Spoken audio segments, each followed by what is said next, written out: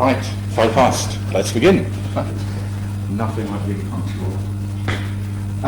Now, you'll remember from the previous lecture, we had this discussion about the spectrum of the energy of high energy particles that we detect on Earth. And we'll do a little bit more detailed discussion of the detection of cosmic rays on Earth at the final lecture this term. But what I want you to focus on just for the time being is that energy spectrum has got a couple of particular properties. One is that it's got a power law index, so e to the minus 2 and a bit. And the other one is that power law index extends over a huge range of particle energies, all the way from particles that are just mildly relativistic up to energies of 10 to the 20 eV or so, up into the actual energies of joules. And what we want to do today is to look at the emission that comes from those particles when they are contained in the magnetic field of an astrophysical object, like a supernova remnant or a quasar or something of that sort, rather than just detecting them directly as they hit the Earth. They leak into interstellar and intergalactic space for sure, but definitely at radio wavelengths, what you see is the emission from these high energy particles as they spiral around the magnetic field lines inside objects like supernova remnants and quasars and so on. So what we'll do today is I'll start out with a little bit of pretty picture stuff here, and then there's a couple of set piece derivations that we'll do. One is to look at the total amount of power that a synchrotron emitting particle emits, and then as a little centerpiece of this thing, filling in the sandwich here if you like, we'll talk a little bit about the constraint that you can have on the total amount of energy in the plasma, which is a nice little calculation. I won't do it for you because I've got a lot of problem set, but I'll give you a little introduction to it. And then we round out this lecture today by closing the circle between the synchrotron emission that we see when you look at the plasma from the outside at radio frequencies, and the relationship between that and the energy of the particles themselves, that spectrum of particle energy that we discussed in the previous lecture. So these are the sorts of objects we're talking about. This is a classic radio galaxy. So you say what's happening here is we have a black hole in the center of the host galaxy of this object. The galaxy of stars is maybe about so big, that's about 100 kiloparsec sphere, this giant elliptical galaxy. And then around this black hole there's an accretion disk, and the mechanisms here are still poorly understood, but we believe that what's going is that some of the material doesn't end up in the black hole, but rather it gets ejected along the north and south magnetic poles of the system in highly relativistic jets.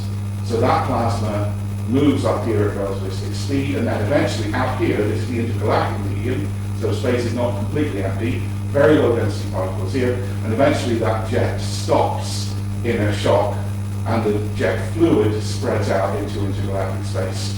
And what's happening inside these big lobes, as they're called, is the electrons and positrons that we believe that make up the jet plasma are spiraling around inside their magnetic field, and they're emitting radiation. In this case, we're seeing 25 gigahertz. Similar sort of emission, but on a very much smaller scale. This is the radio emission from the Cassiopeia A supernova. Again, 5 gigahertz, 6 centimeters. Same sort of thing that's happening here. In the shock front, as this supernova remnant expands out into the intergalactic, particles are being accelerated by this Fermi process that we discussed last time, and then when they reach very high energies, they're spiraling in the magnetic field of the supernova remnant, and they give you this synchrotron radio emission. Now, why are we so sure that this is synchrotron emission? Well, there's a couple of plausibility arguments that are used here. One of them is quite simply that it's an extremely large range of radio frequencies that is emitted, and there aren't any emission lines.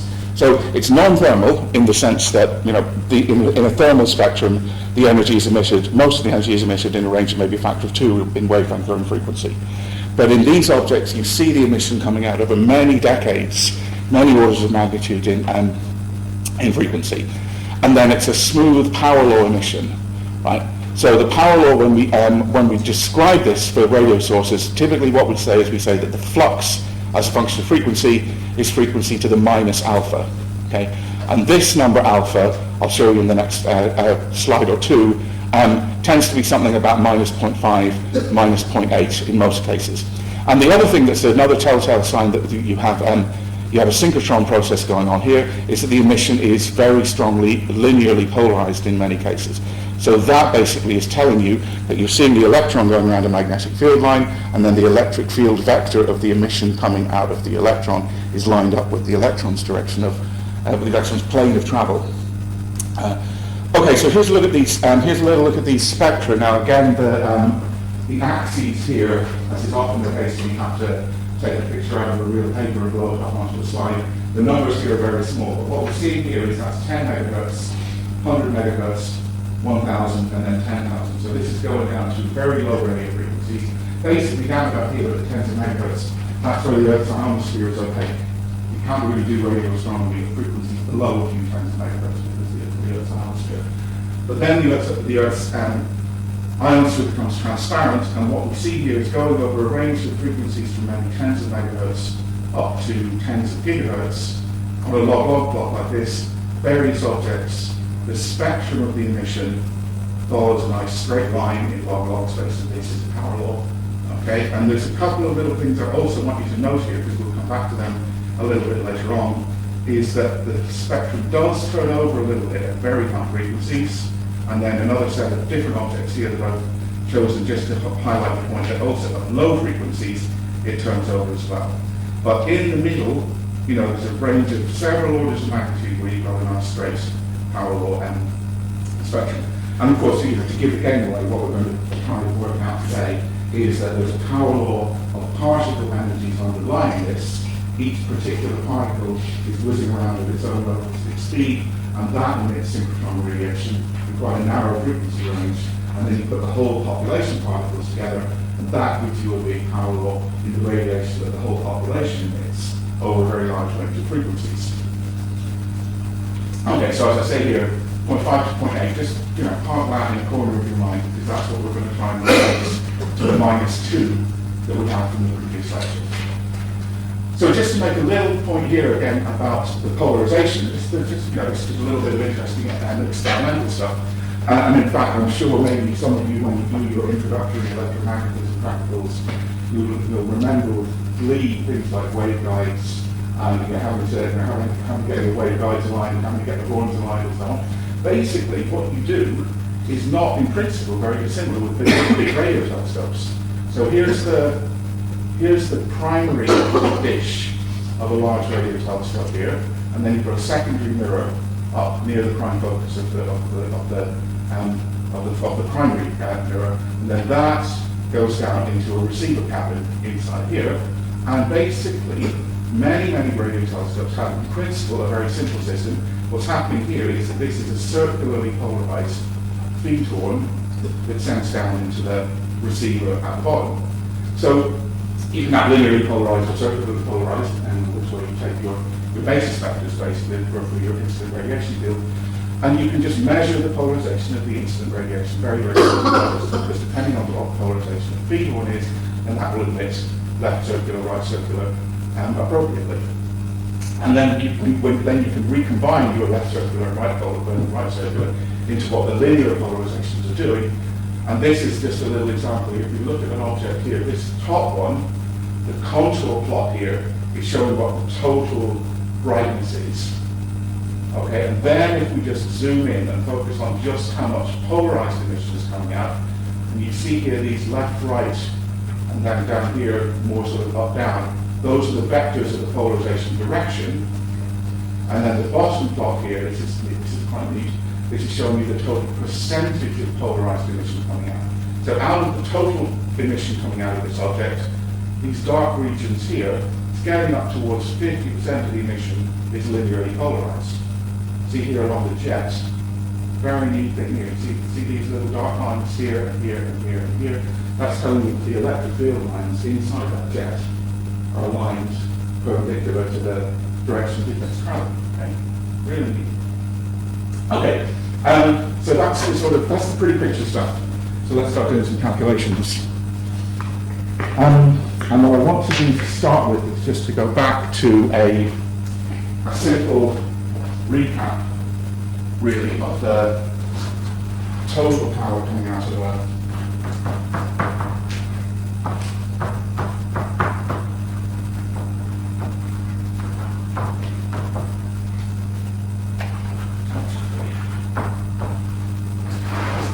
Total power coming out of an electron accelerating in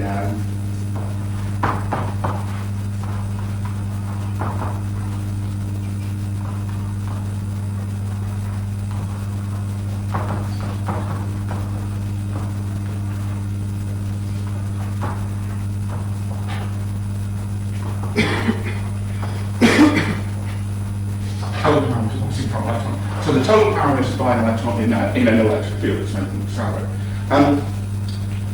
I was giving a tutorial once many years ago. I think maybe it was Friday afternoon. People were getting a little bit tired. And I said, look, what happens when you accelerate an electron? You guess what one of them said. You know, of course, the answer I'm looking for is it radiates. Goes fast. Okay, correct, but not necessarily the thing that we're particularly looking for. However, remember from your your third year lectures on relativity that the total power goes as e squared, and then that's the square of the acceleration, and then 6 pi epsilon naught. Okay, you'll remember this. It's the Larmor formula. And what we want to do is use this and a little trick, which is that the total power emitted by a particle is going to be a Lorentz invariant quantity. So if I'm dealing with particles that are moving at relativistic speeds in the lab frame, if I can jump into the particle's rest frame and calculate the emission there, then I know what the emission must be back in the lab frame.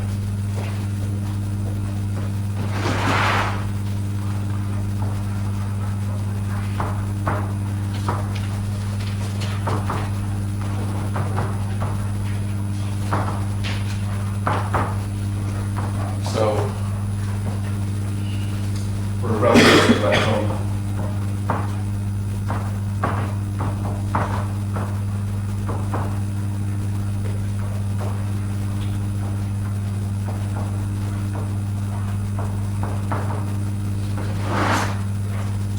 calculate power in particle rest frame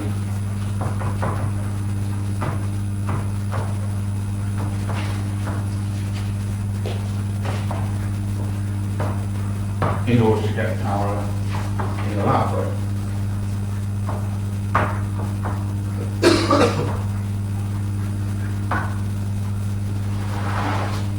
Okay, and I use the nomenclature lab frame with a certain degree of humour here, because what we're talking about is we're talking about a large supernova remnant or quasar that might be hundreds of kiloparsecs across and sitting out in complete space. But as far as we're concerned, that is the lab frame. And so what I'll set up is I'll say, okay, in the lab frame, let's say we just have some magnetic field like so. And then we have our electron comes in and it spirals around the magnetic field lines at some pitch angle, theta.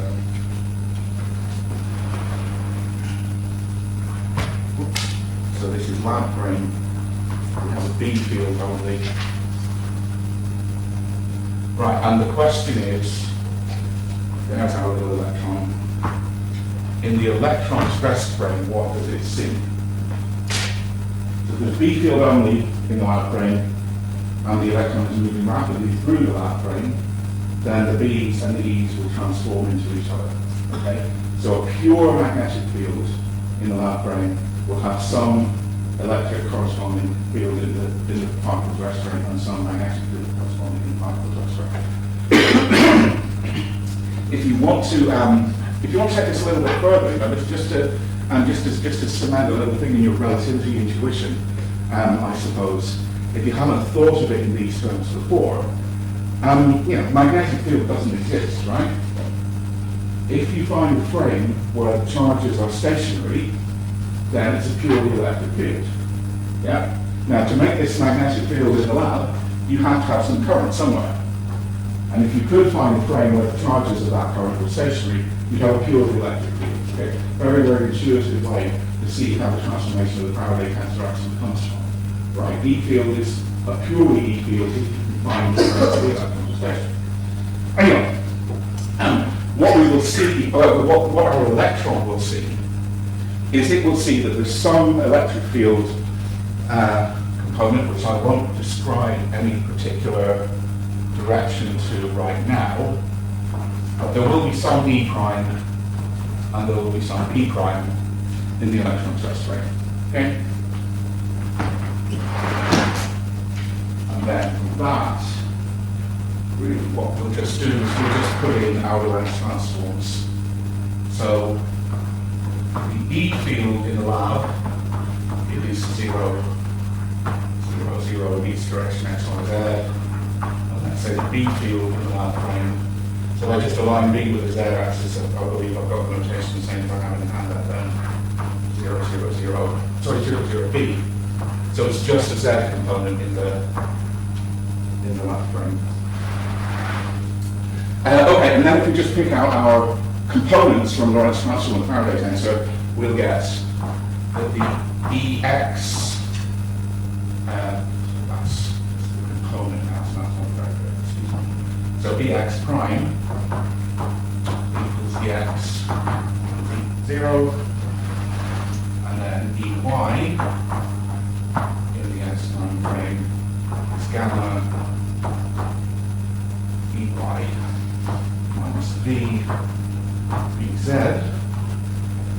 so that's minus V gamma B, right, B sine theta, as the electron is traveling in angle theta to the B field line. So, and then our Ez prime is gamma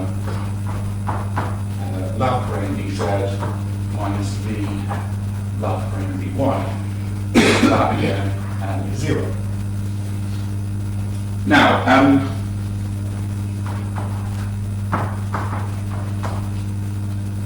do we need to worry about what the B field is in the electron's rest frame? Slightly leading question. Obviously, just from the way it's been asked, the answer is no. But why is the answer no? Because in the electron's rest frame, the electron is at rest. So there's no Lorentz force, so it doesn't matter how strong the magnetic field is in the S prime frame, it's not going to accelerate the electron because the electron's at rest.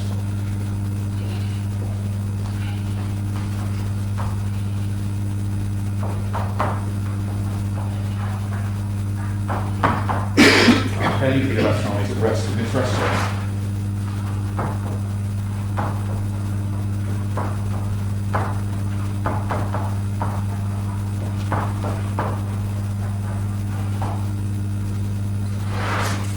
Okay, so let's take the force then that the electron feels.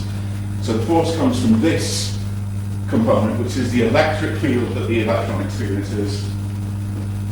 So F in the S prime frame is E times electric field. So that is minus electron charge, electron speed, gamma, B. Theta. So the acceleration that the electron feels is this over the mass, which is very straightforward. So the magnitude of the acceleration, which is what we put into the normal formula. V gamma E sine theta just over electron mass.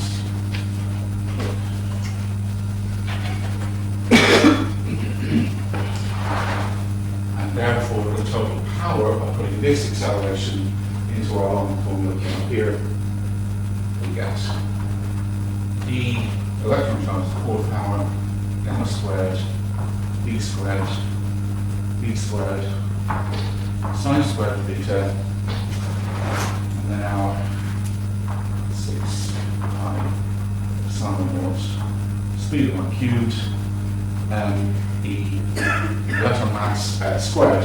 Right?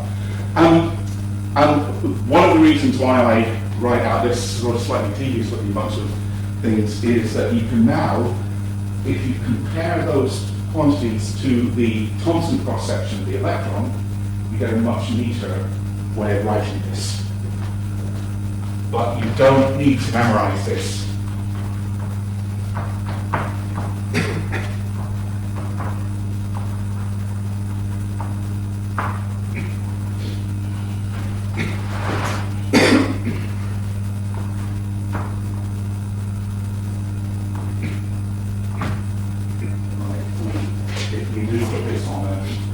If you do put this on an exam question, we'll give you the more compact formula, which goes like this, but I want to say, right, so that's constant cross-section, speed of light, and then the energy density in the magnetic field, V over C squared, gamma squared. And the reason why this is, okay, it's easier to write, there's fewer symbols in it, but this actually tells you an interesting thing about what's going on in this process. What's happening here is that this is actually a scattering process in the electrons, rest frame. Excuse me. We've got the magnetic energy density, and then also here, for a very relativistic electron, V over C is going to be 1, and we've got gamma squared. So this is going as the energy density in the magnetic field, and it's also going as the square of the electron's energy. Right, we'll come back to that towards the end of this lecture, it's very important. The total power that an electron emits is proportional to the square of its own particular energy at any one instant. That's just a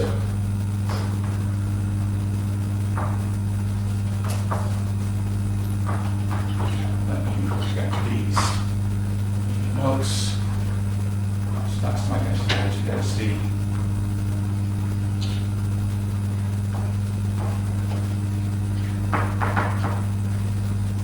And then these two terms here.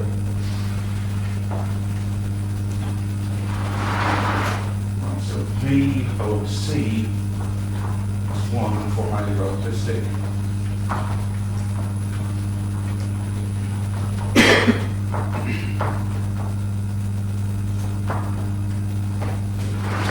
Therefore, that last term is proportional to the particle energy.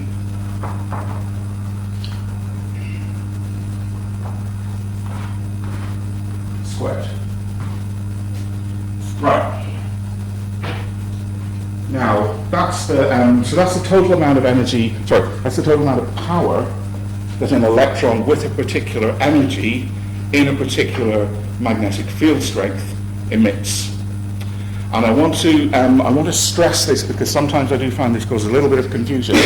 When you look at an object like a supernova remnant or a quasar or something like this, you're looking at a region that's full of plasma, but you're seeing synchrotron radiation coming out of it. Right?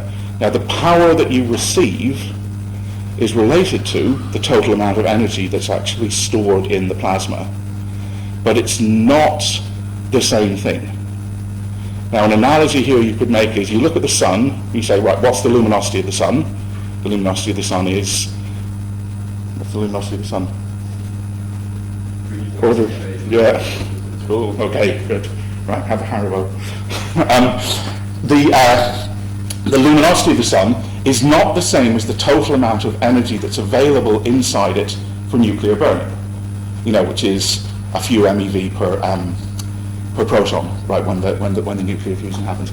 In the same way, if I have a quasar in deep intergalactic space and I see a certain amount of synchrotron power coming out of that, that's not the same thing as the total amount of energy in all the particles inside the plasma at any one time, right? That energy is a large amount of energy. The power is the rate at which that energy is being dissipated out into the universe, but that power is not the same thing as the total energy inside the object. However, there's a nice little thing you can do. Let me just whiz through there's a nice little thing you can do, and this calculation originally goes back to Jeff Burbidge in the 1950s, you can use the synchrotron emission in itself to calculate a limit on what the total amount of energy in the plasma must be. So here's just a little bit of light relief halfway through the lecture. This is the Burbages, right? So there's Margaret and Jeff Burbage and Fowler and Hoyle. I don't know what the significance of the train is. You see this picture a lot, but the train, I don't know the detailed significance of it. Anyway, this was, sometime afterwards, when these people were the first people who worked out what the nuclear fusion processes in stars was. Right? There's a very romantic story that you hear sometimes when you many people talk about it when they're studying astrophysics. You look up the stars and you suddenly realize, wow, I know what the stars are. I know how they shine. And there was a point in the 1950s when these four, were the only people on Earth who had just worked out, they knew how the stars shine. Right? Anyway, massive discovery in physics, and very, very important bits of nuclear physics that were involved. And very famously, Hoyle predicted that there must be a particular resonance in carbon nuclei afterwards that happened before it was ever measured in the lab. However, the Burbages and Hoyle, as some of you may well know, then went on to have a spat with the rest of the astronomical community that lasted for decades. That steady state theory was the Big Bang theory. And so in the light of mounting evidence against the steady state theory, they slapped their guns and they pissed off an awful lot of people. And the end of the game was that out of these four people who had made this fantastic discovery in nuclear physics, Fowler was the only one who got the Nobel Prize. So the moral here is, if you make a spectacular discovery and you want to get a Nobel Prize for it, make sure that you treat your colleagues in the rest of the academic sphere with a modicum of respect, at least, I'd say. Don't get into decade-long fights. Anyway, and if you've encountered this before, B2FH, as it's sometimes called, is the paper, Burbages, Fowler, and all was the paper where it was just first set out. Anyway, that's a little bit of a digression. What I want to get back to is the discussion about how much energy is there in a lump of plasma when you see it emitting a certain amount of synchrotron radiation. And you could perhaps phrase this in a slightly different way, take it out of the universe and actually into the lab. If I just give you the black box, and I say, in this black box there is some plasma, but you just have a little microwave waveguide receiver system, and all you can measure is the total amount of radio power that's coming out of the box. Now, conceivably, it might be the case that I've set the box up to have a very intense magnetic field and a quite small particle number density. Alternatively, it might be the case inside the box that I've got quite a weak magnetic field and quite a high particle density. And both of those could perhaps give you exactly the same amount of total synchrotron power coming out, right? A small number of electrons emitting individually quite intensely will give you the same total power output as a large number of electrons each individually emitting a small amount of synchrotron. And there's a continuum in between, right? And you don't know. If you just measure the total synchrotron power and have no other information, you can't tell. But a neat thing happens, which is following. So this is this one. You can actually set a limit on this.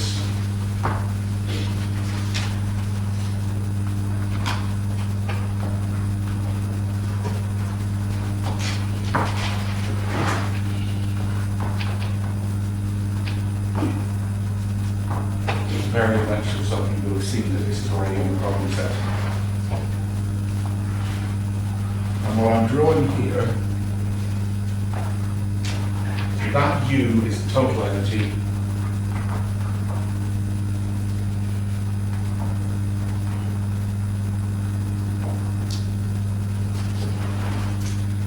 And this is the important caveat for a given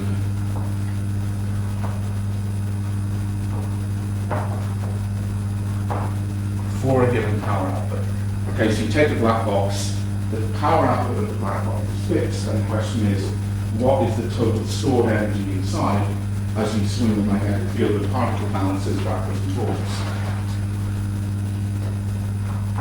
And I'll plot this as a function of the strength of the magnetic field. So if I have a weak magnetic field, then the component that's just in the magnetic field,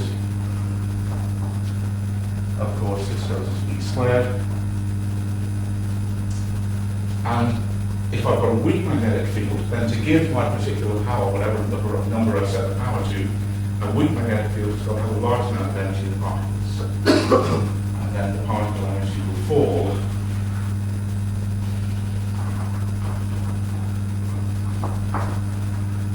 and it will fall as B to the minus 3 over 2, right? This is for you to demonstrate on the problem set.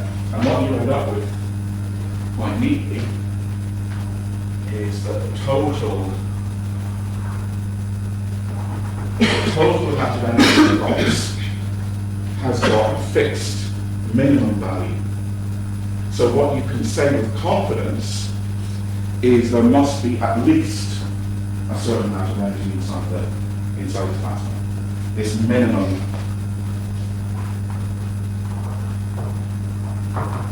is fixed. And quite conveniently, it comes out to be very, very close to the equipartition value when the particles in the field share the total energy in equipartition.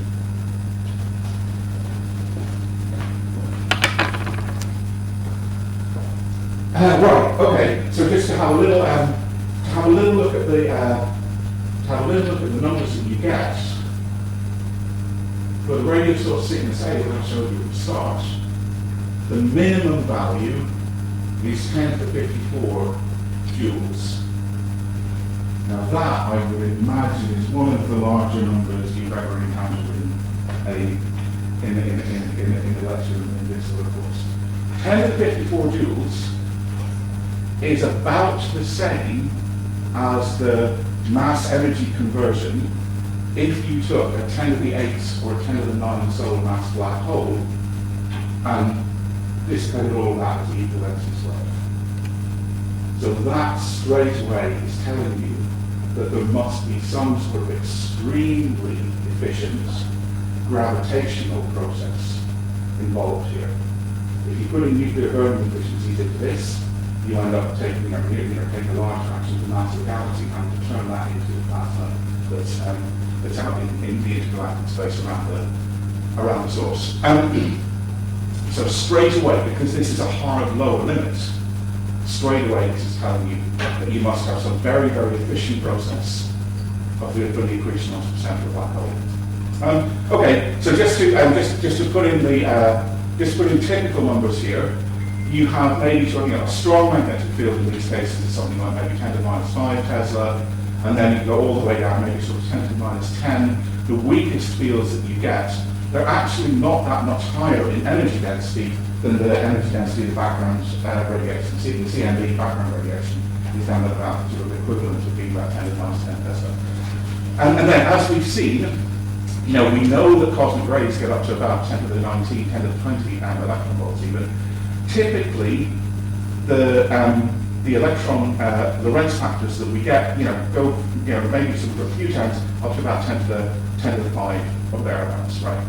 So this is telling us that the particles that we see that are, we don't see the particles directly, the synchrotron emission that's coming from these particles, these are probably not the very, very highest energy cosmic rays that are giving you this synchrotron emission. These are more likely this is the center of mass of the accelerated particle population. And the very, very high energy particles obviously are very much more rare.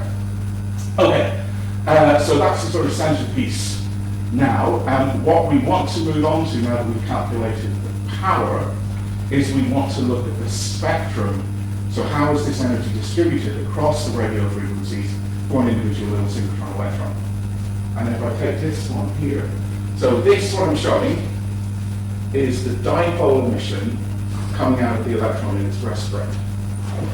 Now you'll be familiar with the aberration formula from your introductory relativity previously, But what I want to point out here is just how strongly this aberration formula shapes the dipole into something that's extremely tightly beamed in the direction of travel. That's what you get when gamma is only 1.5.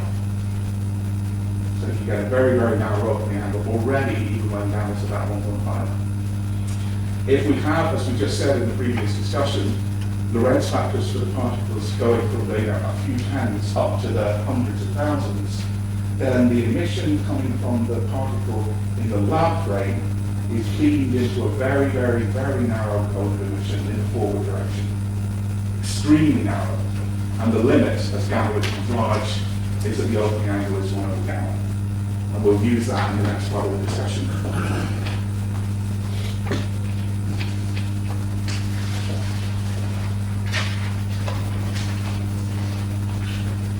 So I'll split the spectrum discussion into two components. 3.3.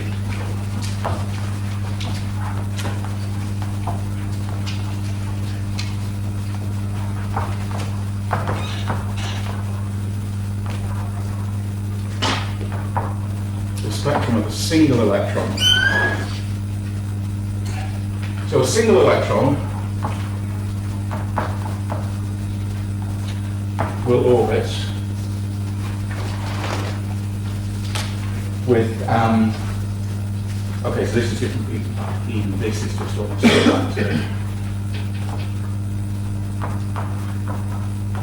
A level, okay, so that's the non-relativistic case.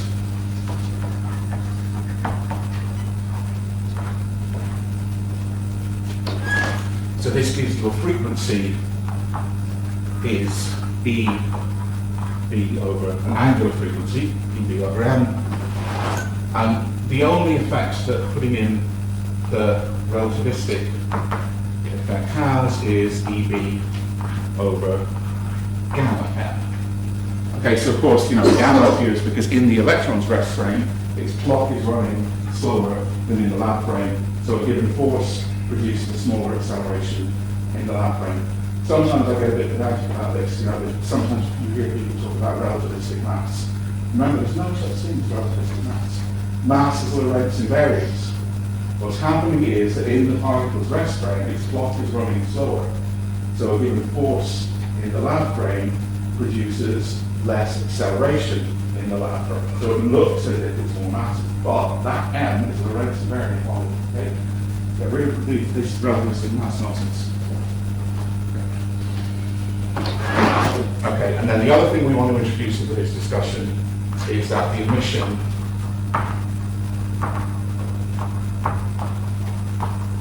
is very tightly beamed into a cone of opening angle 1 over gamma. So if we have a single electron, suppose I have a single electron orbiting in a vertical plane like this, as it comes towards you, you will see a very, very short duration pulse, and then it will orbit the rest of the circle, and you'll see a very, very short duration pulse as it comes over the crest of the circle again, and then disappears. And this is what the emission from a single relativistic electron emitting synchrotron radiation will look like. Right, now I've got my diagram here that I want to use for this next one. I'll put that, So here's the idea. The electron has got most of its emission very, very tightly beamed forwards, and here's the observer. So the time series of what the emission looks like will be a series of short duration pulses. And what we want to do as the first step of this calculation is to calculate how long each of these pulses is compared with the separation between them. And because it's approaching you at relativistic speed, you've got to take into account the fact that these pulses will be foreshortened.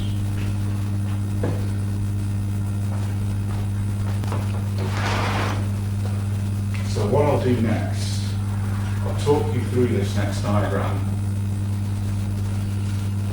And what I'm going to do now is to say that now I'm going to opening angle, it's going to say that this opening angle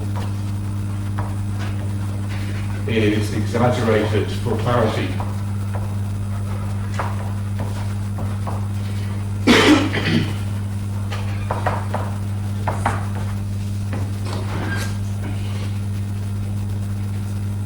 So here's my electron at this point, and that's the opening angle of the electron's emission cone. And when the electron is rising at this point, just before the crest of the hill, that's where the observer will start to see it. And then the emission cone will still put some radiation towards the observer until the electron is down here. Oops, and that's the trailing edge of the emission cone. And then as the electron moves further down, it falls out of the observer's field of view. Okay?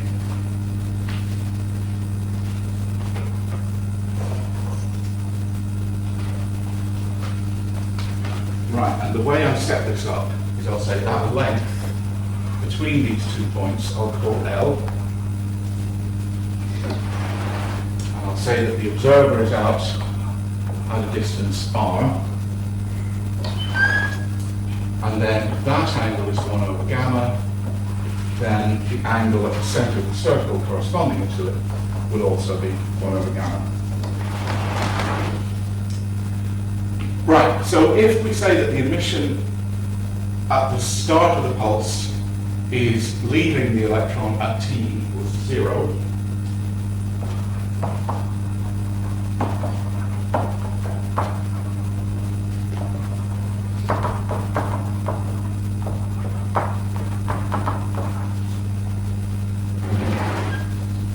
and then let's say t plus equals the time at which it's observed, right, R over C,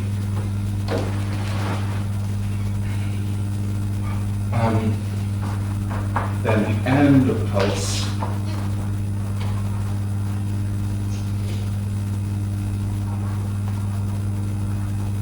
leaves the system at t equals L over V, or V is the particle speed. But it doesn't have to travel as far. It only has to travel R minus L rather than R.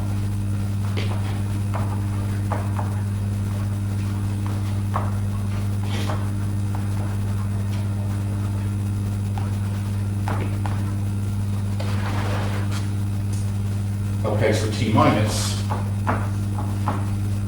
equals L over V plus R minus L over C. Yeah.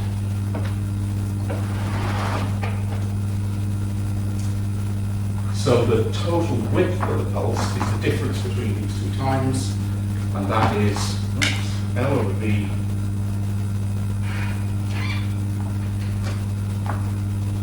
one minus the V over C.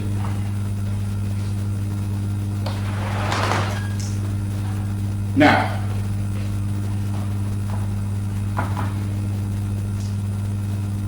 L over V,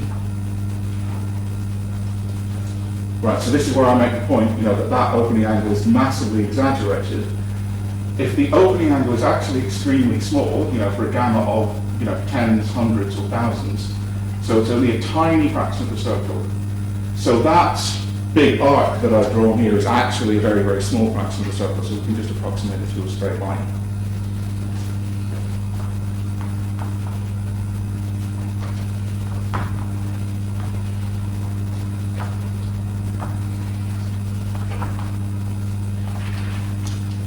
Okay, because 1 over gamma is very small in reality. It's nothing like as large as I've exaggerated it to there. So L over V is approximately 1 over gamma, and then the angular frequency, and I'll just put the relativistic there, show that it's the relativistic case. And then also remember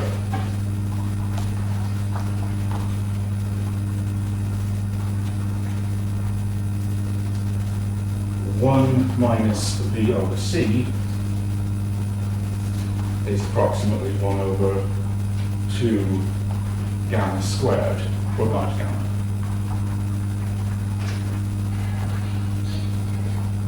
So if we combine these,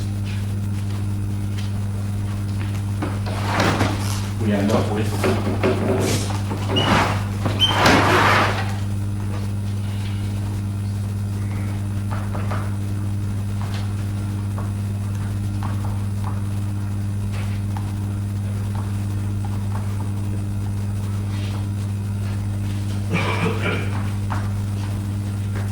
so 1 over 2 gamma cubed, and then the relativistic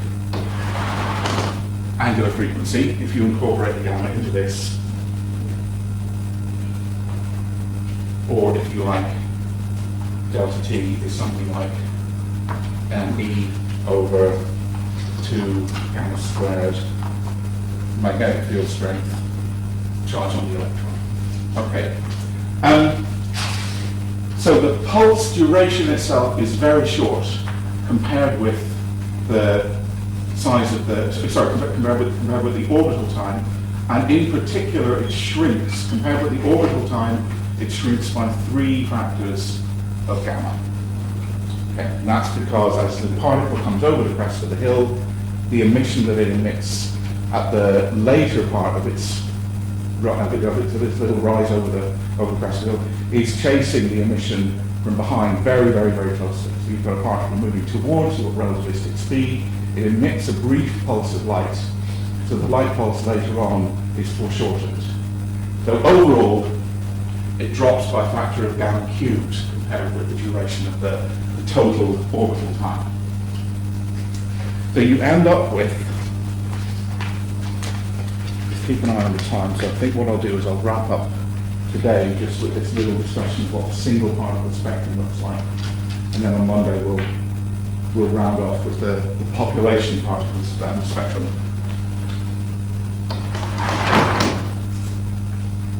So what you end up with is you end up with a string of pulses, and each of these, they're separated in time by 1 over the angular frequency, and individually they've got a duration that's 1 over gamma cubed times the relativistic angular frequency. So that's the time series. If you had a system where you could record the total amount of power coming out of the electron with very, very fine time detail, you'd see this rising shape and form in an individual little flash over a series of pulses. But in practice, even the best experimental equipped lab, you're never going to be able to just get a single electron on a piece of string and whiz it around in a big circle and just measure the emission coming out of a single electron. So what you do in reality, of course, is you have a macroscopic set of plasma, and you measure the radiation that's coming out of that at a range of particular frequencies. And that's the spectrum. You measure it at different frequencies. So you take the time average, and you do that at different radio emission frequencies. So to calculate the spectrum, what we do is we take the time series and we Fourier transform it.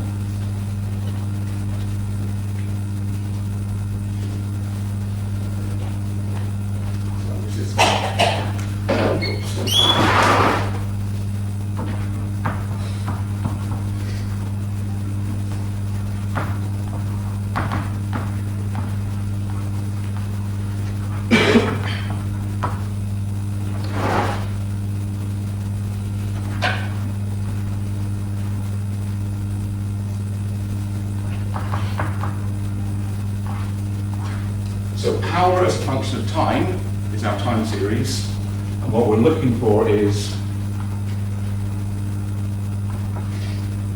power per unit frequency as a function of frequency. Okay, and those two are a Fourier transform pair.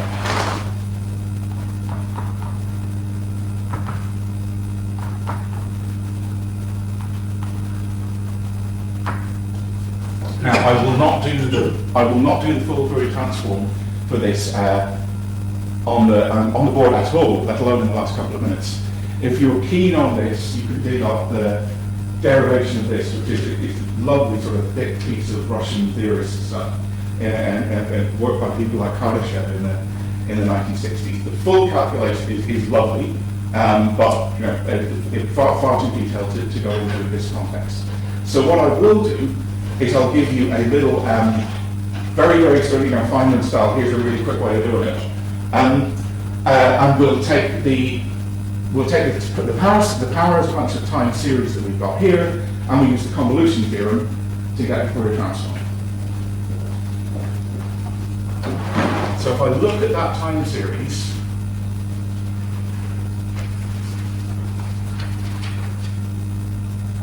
I'm just repeating what I have up here actually, in fact.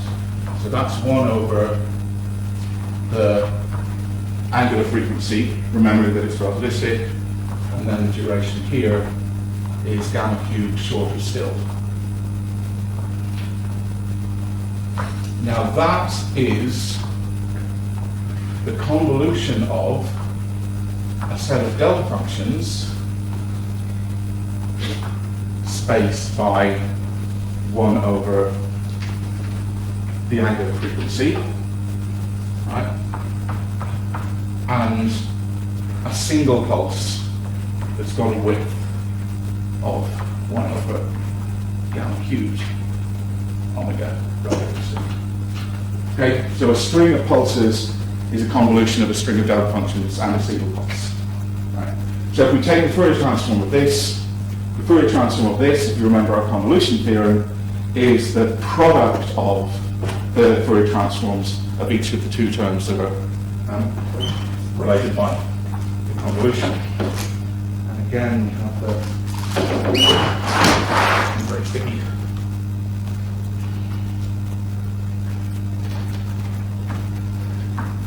So the pulse Fourier transform, just doing this to a crude order. So what I'm saying is I won't pay any attention to the precise shape of the pulse, but it must be the case, you know, whatever function you use to describe that pulse, to first order, if it's gamma cubed, if it's 1 over gamma cubed omega in the time domain, then if it's short in the time domain, then it will be wide in the frequency domain. So whatever the precise shape is, the first order time must end up looking something like gamma cubed omega. And similarly, the delta functions now, a comb of delta functions that are spaced by 1 over omega in the time domain are now spaced by omega in frequency domain. So they're quite widely spaced in the time domain, they're very closely spaced in the frequency domain. So if it's a convolution in the time domain, then it's a product in the frequency domain, and the overall spectrum that you get for a single particle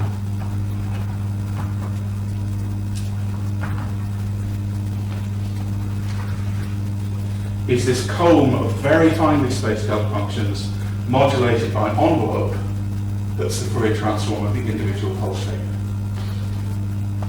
So a single particle emits a spectrum, if you have fine enough precision to measure it, and it's got a width in frequency space that's something like gamma cubed omega relativistic. Okay. If you do the detailed calculation, then you get the shape that I show on handout.